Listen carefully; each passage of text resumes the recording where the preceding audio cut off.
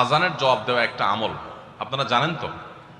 মুয়াজ্জিন যা বলে তার সাথে সাথে তা বলা, তার পরপর সেটা বলা। মুয়াজ্জিন যখন আল্লাহু আকবার বলে, তখন আপনিও আস্তে আস্তে করে আল্লাহু আকবার বলবেন। মুয়াজ্জিন আবার যখন আল্লাহু আকবার বলবে, আপনিও আল্লাহু আকবার বলবেন। মুয়াজ্জিন যখন আশহাদু আল্লা ইলাহা ইল্লাল্লাহ বলবে, আপনিও আশহাদু আল্লা ইলাহা ইল্লাল্লাহ বলবেন।